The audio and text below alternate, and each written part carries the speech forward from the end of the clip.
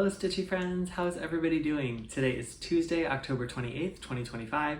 My name is Andrew, this is my dog Winston, and you have stumbled upon The Runner Stitcher. This is my channel where I talk primarily about my cross-stitch journey, but also a little bit about running. Today we'll have a little bit more about running than normal because we are talking about race day coming up, but we'll get to that in a bit.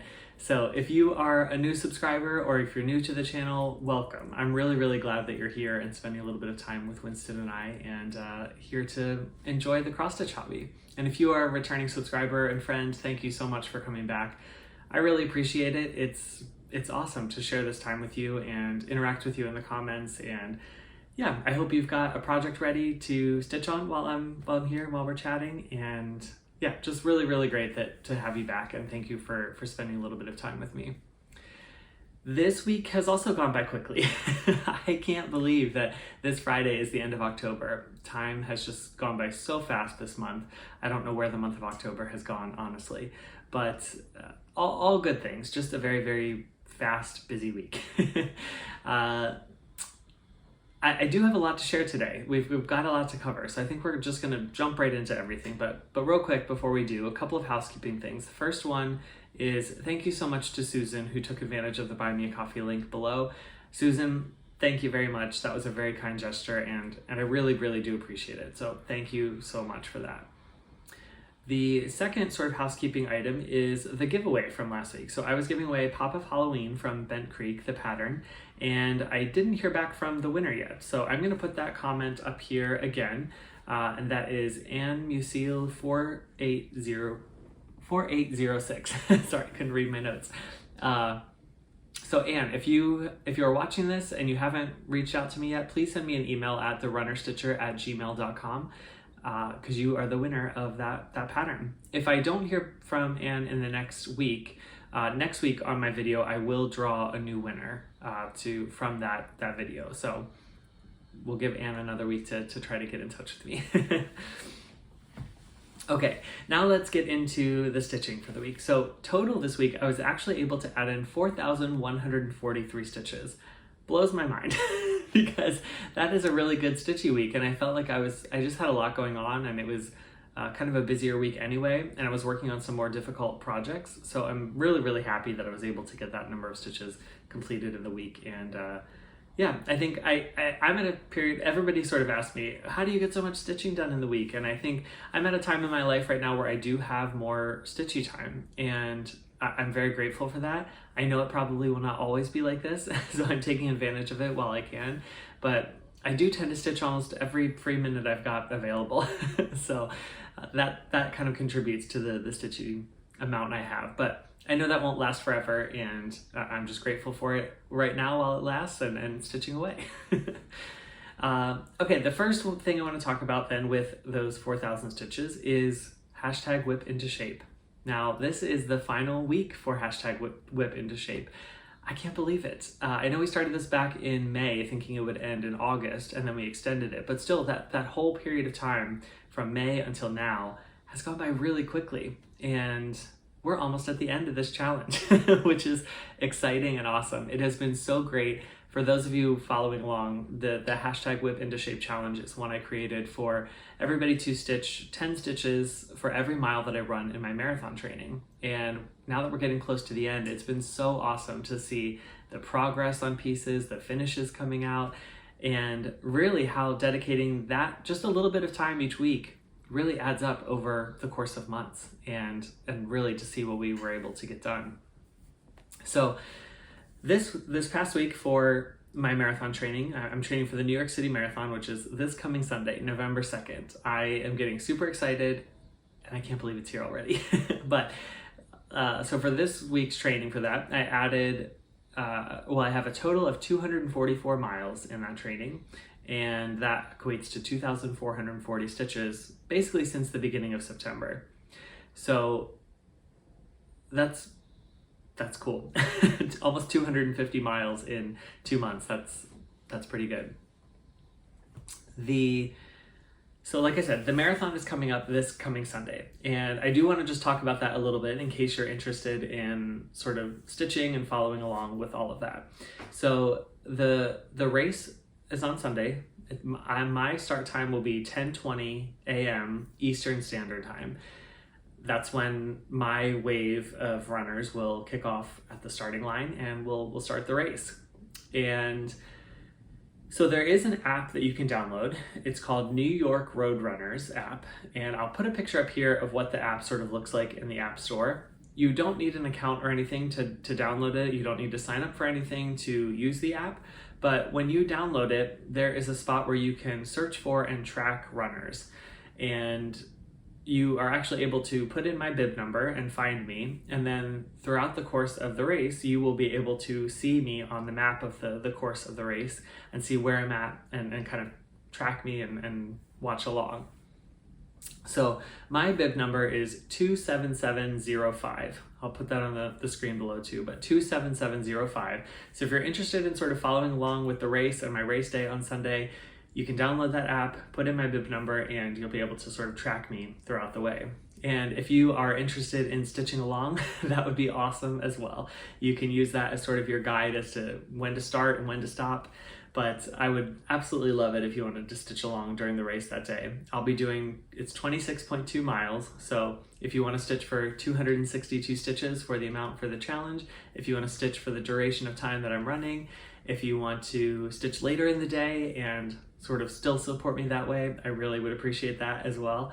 And yeah, this will be the last sort of final push for the hashtag Whip Into Shape challenge. So I just encourage you to get out those whips and get one final push on on the progress that we can see. And yeah, I'll be out there running. So I will probably complete my stitching maybe the next day or the day after, but yeah, I'll be out there running. So far, the weather looks like it will be really lovely. I think the highs are supposed to be in the low 60s. It might be a little cold in the morning when we get out to Staten Island and start the race, but I think overall it will be a lovely temperature, and I think it's not supposed to rain or anything. I think the sun will be out a little bit, so it looks like we'll have a really nice day for it. And some people have been asking if I have any sort of goals or time goals for this marathon. I don't really this year, to be honest. You know, life has just been a little upended in the past couple of months for me, and so this is kind of a way I'm looking at just kind of soaking in all the positivity that comes from this race. If you've ever been in New York City on Marathon Day, you know the energy that just is flowing through that city, through the runners, through the people cheering on, and it's really awesome. And I think I just want to take this chance to really be present in the race and just kind of soak in all of that positive energy and the positive vibes that are going through the city that day. So I don't really have a time goal. I just want to enjoy the race and take it from there. So I'm really excited. I will be running with two of my friends, not together the whole race, but we're all running the race. So that will be fun to have some people at the starting line with me before I get going, and that we'll be able to kind of meet up after the race too and celebrate the finish together, which will be a lot of fun.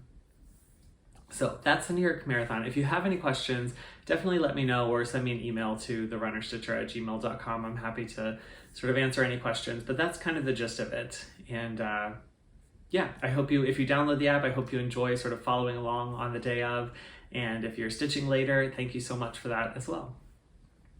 So as you know, my piece for hashtag Whip Into Shape is the Fruits of Plenty.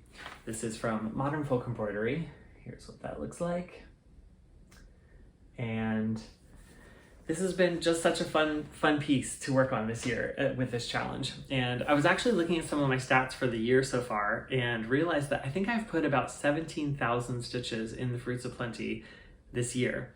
And that's only due to the Whip Into Shape challenge. You know, I think I would have put I think it was called for Whipgo once for about 3,500 stitches, but that means a lot of stitches came from just pulling it out over the course of these couple months.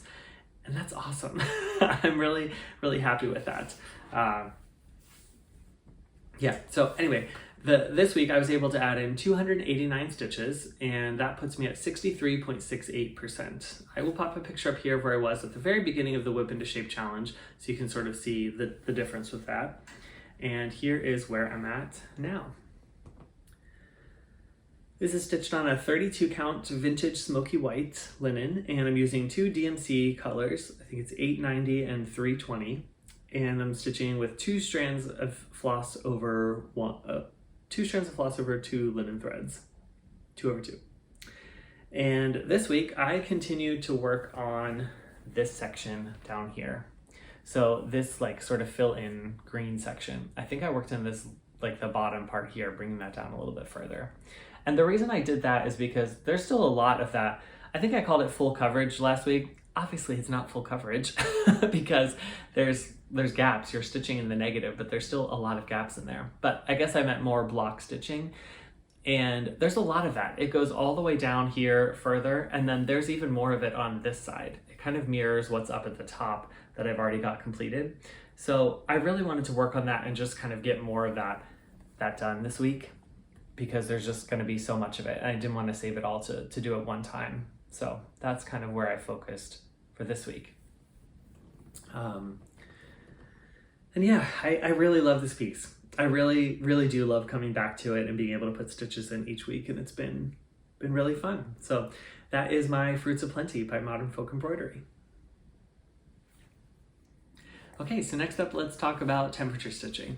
So everybody sort of does temperature stitching a little differently, and I decided I wanted to have 3 projects that I work on for temperature stitching. So I have assigned digits from 0 to 9 randomly for each project, and whatever the high temperature is projected for that day, whatever whip is associated with the second digit of that number, that's what I work on for 100 stitches that day. So this week, the first project that came up was Blitzen, and this was a new one that just got rotated in. This is a piece from Nora Corbett. I think I've got a picture here that I'll pop in because the pattern is over on that side and I'm not gonna get up to go get it. But yeah, so you'll see the picture here. This is one of the Christmas Eve Courier collection from her. I completed Donner last year and I started working on Blitzen in July for Christmas in July. I will go ahead and pop a video in here of where I was when I started the week.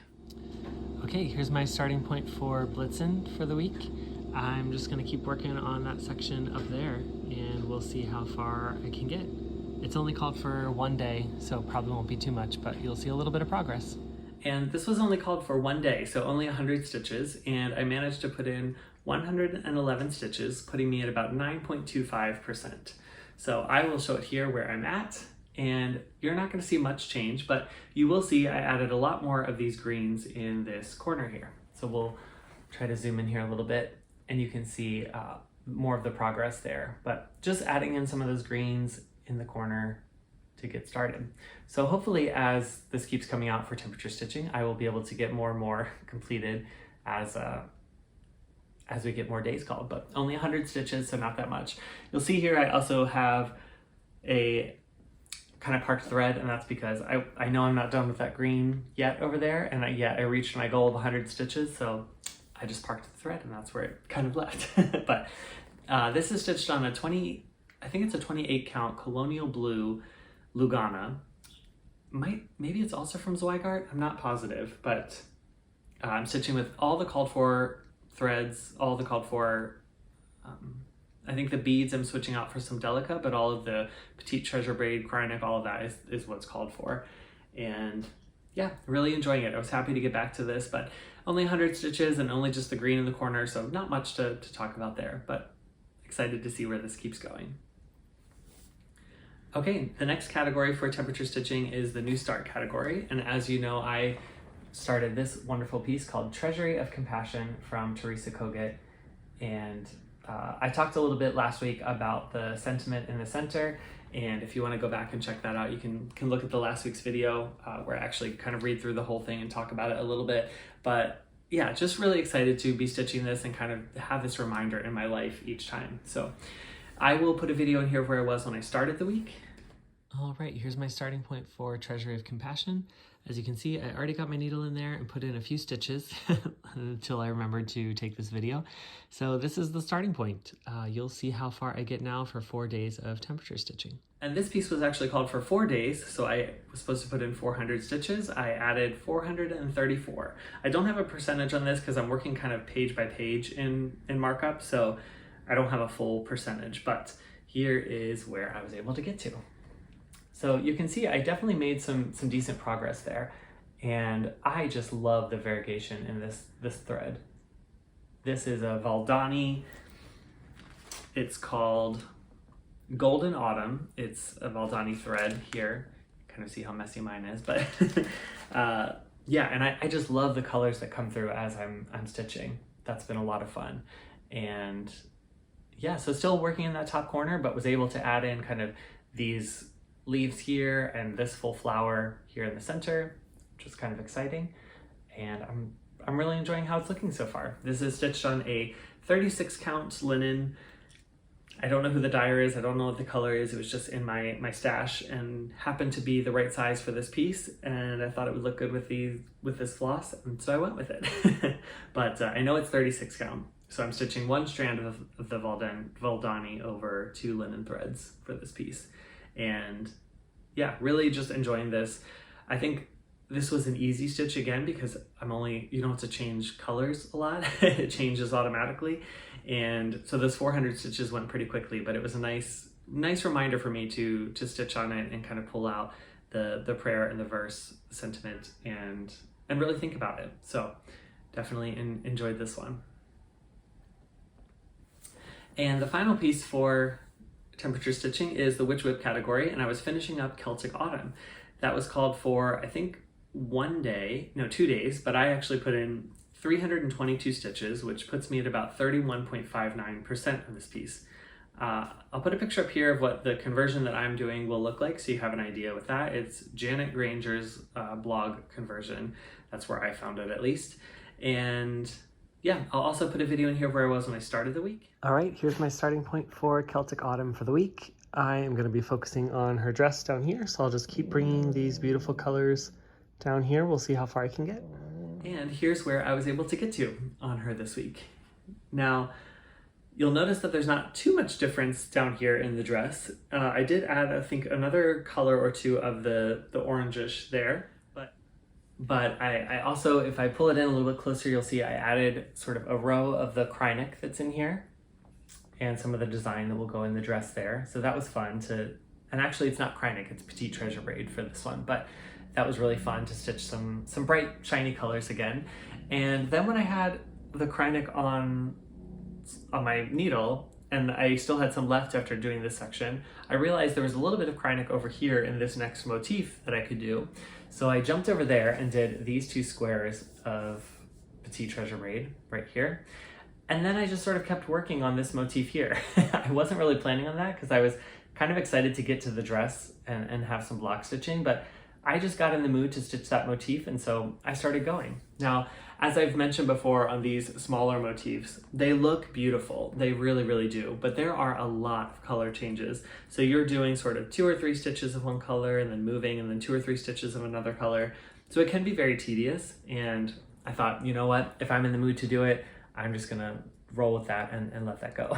So here is, yeah, sort of a close-up of Celtic Autumn. That's the section that I worked on this time, right in there. And yeah, I think she's looking really good. This is stitched on a 28 count XJU Designs light hazelnut, and I'm using all the called for threads for the conversion of her, and really enjoying it. And that finished up her time in the Witch Whip category. So unfortunately, she will go away for right now. Even though it is autumn, I might pull her back out in November as we get closer to Thanksgiving. For some reason, she's also giving me very like fall Thanksgiving vibes with the orange colors and everything. So I feel like November, she could still be appropriate to pull out. So we'll see. But yeah, for now, she will go away for the time. And I will see. I don't think I have a picture. I should start taking a picture at the beginning of the temperature stitching category and then where we are at the end. But at the beginning, I think I was still working on kind of her neck area up here. So that means all of this was in one sort of rotation or one category rotation of temperature stitching, which is pretty cool to see.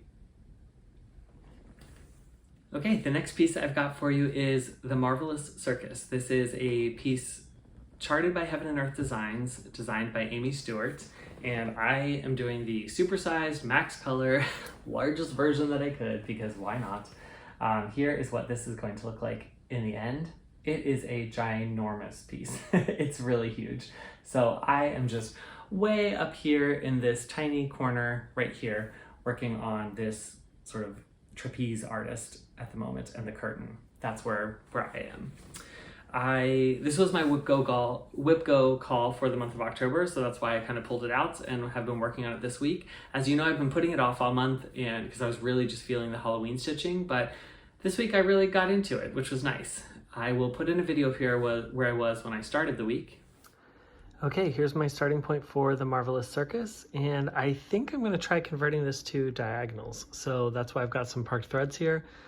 I'm going to give it a shot, but you will see how far I get. And this week I was actually able to add in 1,033 stitches on this piece, which is awesome. My Whipgo goal was for 1,200 stitches. So I have a couple days left here in October to finish those last 200 stitches, but I actually think that by next week I will have completed my Whipgo goal, which is very exciting.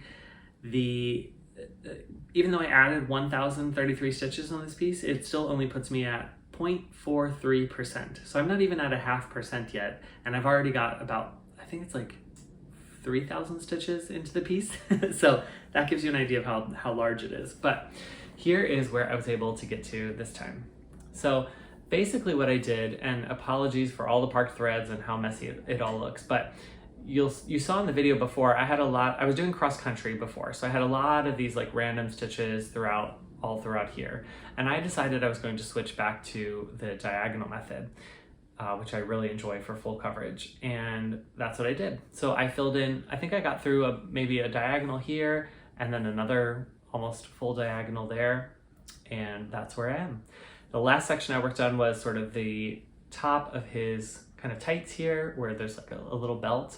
And that was a lot of color changes. That was a very high confetti section. But you know, so far this has been really nice because there's been sections of a lot of confetti, you know, where you have these little designs in the curtain here and some of his pants. But then there's also been sections, you know, through here with the darker section of the curtain that have been more block stitching and kind of gives you a break from that like one-off confetti type stitching. But these are all parked threads for the next diagonal that I'll get to. And as you can see here, there's not too much left of this diagonal. So I don't know if I'll finish this with this rotation or not, but yeah, it's exciting. And then the next diagonal that comes through, I will actually get to most of his body here. And I think that will include his hand that's over here on this side. You can kind of see the outline of his torso and his head and body there. But yeah, I was really, really enjoying this. I love the colors. I'm really happy with how it's looking so far, I think. You know, it's not the best sort of detailed look, but I think you can still see the designs like here in the curtain, which is really cool. And when you look at this section of the piece compared to like the whole project, this is such a small section. So when you get this up on the wall and you hold this back, and this is a gigantic piece, you're not going to be paying attention to like the small details. It's going to look much better from a far vantage point. So I keep sort of reminding myself of that, but I am, you know, seeing it on camera too, I am really happy with how it's looking so far, and we'll just keep working. I think I've got a lot more of this curtain to go in this corner, so I'll be in the curtain for a while, but we'll see. We'll keep going and keep pulling it out. For this one, I actually kitted this up with Heaven and Earth Design maybe a year or two ago when they were having their sort of final push to kit projects. And so I kitted this one up. So I'm using all the called for DMC that they provided with the kit. This is a 28 count Lugana, and I'm stitching one strand of DMC full cross, and I think that's all the info I have.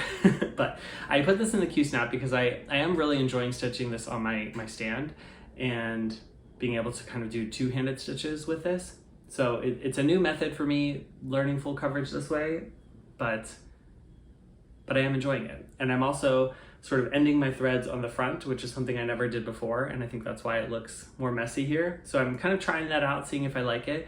It's definitely nice not to have to be flipping back and forth all the time, so I appreciate that. Sometimes the little threads kind of get in the way as I'm stitching, or the thread that I'm pulling through pulls up one of those little threads, but I'm still learning. We'll see if I stick with that method or not, but I do really like the diagonal method, and it's been fun stitching it on my stand. So yeah, that is the progress on Marvelous Circus. All right, next up we've got Saga. This is from Long Dog Samplers. Here's what this piece is going to look like. All these different arches. As you know, this is the piece that comes out every week for me, so you've seen it a lot, and this week is no different. So here is a video of where I was when I started the week. Here's my starting point for Saga for the week. I think first I will bring down this side to connect the bottom of the arch, and then hopefully I'll get into the meat of the arch. We'll see how far I get. I was able to add 555 stitches this week, putting me at 49.26%. I really think within the next 2 weeks we'll hit the 50% mark. But here is Saga from Long Dog Samplers. And I'm stitching this on a 36 count Vintage Country Mocha. I'm using Silks For You PR207 and 1 strand of silk over 2 linen threads. And really just enjoying this piece. I can't say that enough. But let's zoom in a little bit to what I worked on this week. And that was this sort of half arch right here. I think I had this border kind of pulled down some of the way. I brought that all the way to the bottom and carried it over so that I knew that the arch would match. Everything lined up, which is great. And then I was able to kind of start working on some of the motifs inside. So I finished this ship right here, and then I came down here and sort of finished some of these pyramids with a little bit of back stitching in them as well. And now we have sort of the big motif that's in here, which I'll work on this week. But yeah, that arch will be coming along. So I think we'll see how far I get this week, but I think possibly next week we'll get another Saga story because this is a smaller arch, so it kind of went a little bit quicker. And I think by next week we'll be ready to hear the story, at least in the next week or two. So stay tuned if you want to hear that story. But yeah, that is Saga for the week. So not a huge update, but always good to see progress on it, and always good to see some of the arches and the frame of the piece be completed as well. And the final whip I have for you this week is Halloween Quaker from Lila Studio. Here's what this piece is going to look like. And if you've been watching the past couple weeks, you know that I have been pulling this out and working on it. I've really just been into the Halloween stitching this year. I'm not really sure why, but it's the timing of the year, the feel in the air. I don't know, something's got me stitching all the Halloween things. So this week was no different, and I pulled this back out to get even more progress. So here is a video where I was when I started the week. Okay, here's my starting point for Halloween Quaker. I'm going to start working on the letters, which go right under here, under this orange motif, and we'll see how far I get. It might just work on this one day, but yeah, was drawn back to it, so we'll see. You'll see it now. I really had no intention of working on this piece to the extent that I did this week. I thought, you know, I might do a motif or two. I had sort of an idea of what I wanted to get done because I really wanted to focus on my full coverage. But what I found is stitching the full coverage on the stand, it's easier to do that here in this setup. So when I'm anywhere else, it doesn't work quite as well. So then when I had free time, when I was not sitting in this chair with my stand, I pulled out this piece, and I actually was able to get in 1,399 stitches. Of course, 1 stitch off from 1,400, but that's okay. I am now at 54.42%, which is really great. I'm so happy to have reached the 50% mark during the Halloween season this year, and really happy with the progress. So let's see where I ended up this week. And I really was stitching and thinking of all of you this week as I was stitching. And the reason for that is I wanted to wish you all a very happy Halloween.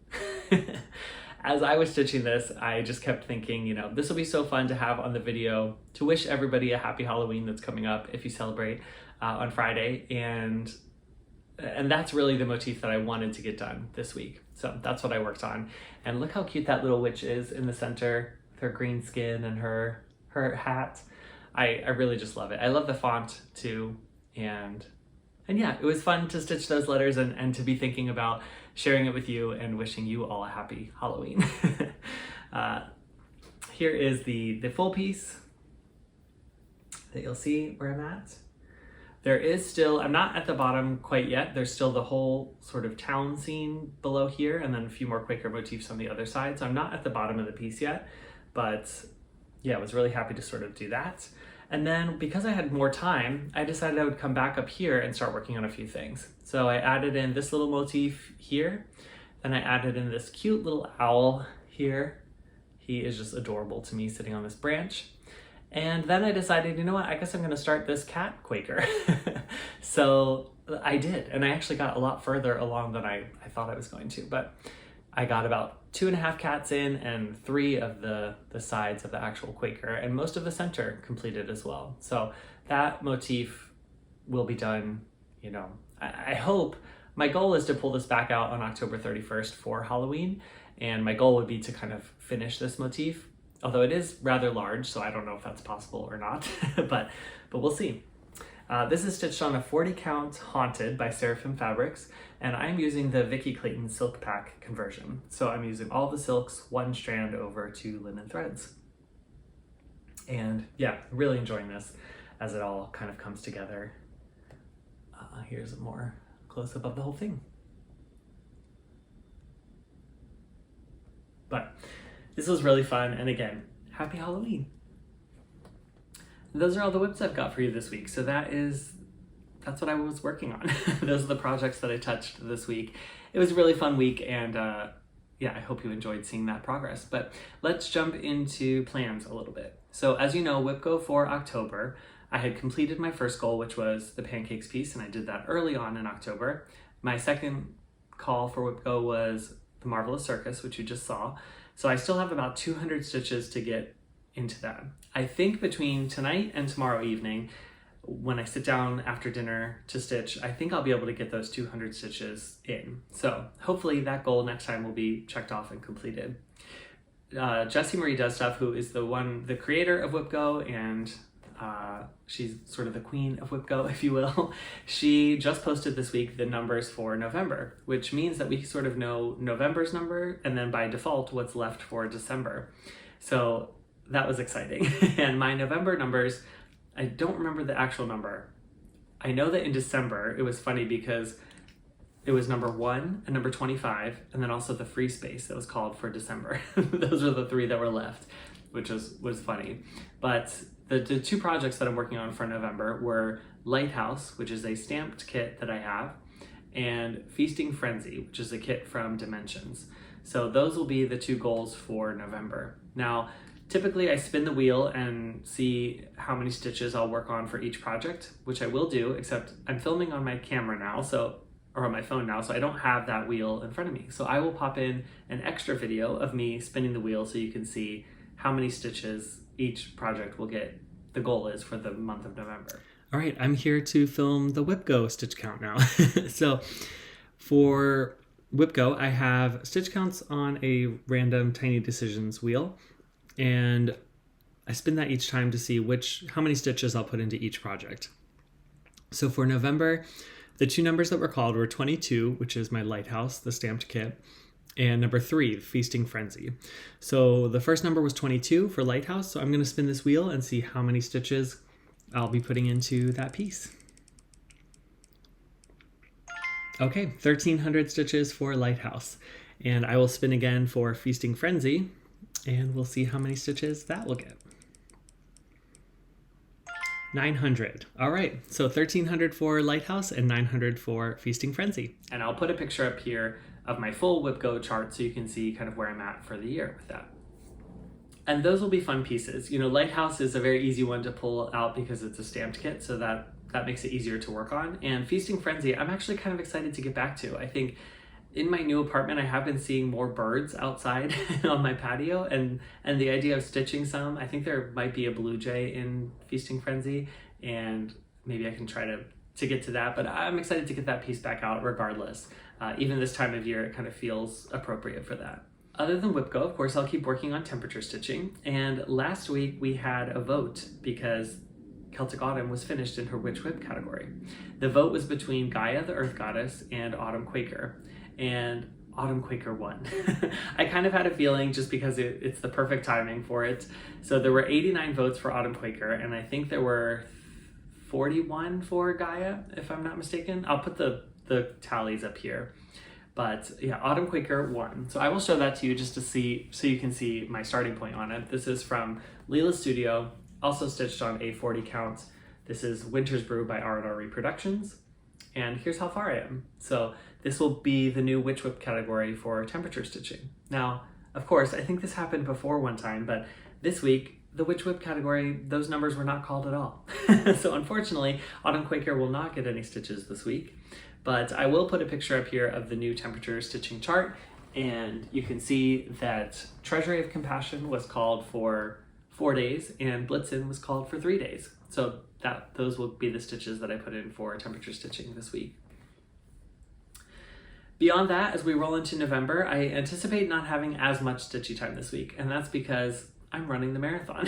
And there's a lot of events that sort of come into play with the marathon. On Saturday, I'll be running a 5K race with my friends who are running the marathon as well. And so that will be a busy morning. Saturday evening, we have our pasta dinner to carb up before the big race day. So that will take some time. And then of course, Sunday I'll be running the race and I'll be exhausted afterwards and we'll be celebrating afterwards. So there won't be any stitching on Sunday, I'm anticipating. And yeah, it's just a busier time. So I don't think I'll get as much done this week. And I think kind of those goals that I have of finishing Marvelous Circus, working on temperature stitching, of course I'll pull out Saga, and finishing my Whip into Shape challenge with Fruits of Plenty. That will be the goals. And any extra time I have beyond that, I'll just kind of pull out what I want. Like I said, I would like to pull out Halloween Quaker on Friday if I can on Halloween. But otherwise, that's it. As we roll into November, obviously November Whipgo goals come into play, but also I just kind of want to let myself stitch what I want. I've really just enjoyed this past month of stitching and I want to keep that going. So I don't have any real strict plans. However, I am starting to think a little bit about plans for next year, 2026, and ways that I can kind of incorporate different challenges or different things to keep my stitching fun and exciting. So stay tuned for that. And I've also sort of been thinking about ways to kind of continue the Whip into Shape challenge. Obviously after the race, I'll probably take about a week or so off of running where I just don't run at all to rest and relax. But because I'm a runner, even though I'm not training for anything in particular, I will be running during the days. So if you think it might be interesting for me to just keep updating you on my running each day and still stitching along with it, let me know if that sounds fun. It'd be something that it wouldn't be like a training program where I have everything mapped out for the next several months. It would just sort of be, I would fill it in as the days go so you can see how many miles I ran. And I'm not really training for anything in particular at the moment, but you know, there's some races lined up in the new year that might be coming down the pipeline. So those would be things that we could be training for. But if you're interested in that or kind of keeping that going, let me know. And I really think that's all we've got for you today. So I want to wish you all a very happy Halloween if you celebrate. I hope you enjoy the festivities and dressing up or whatever might be in the cards for you this year for Halloween, but I really hope you enjoy it. Hope you got some lovely stitching done while we were chatting today. And yeah, I think that's it. So keep running if you're a runner, always keep stitching, and be kind to whoever you meet on your journey. Bye for now, until the next stitch.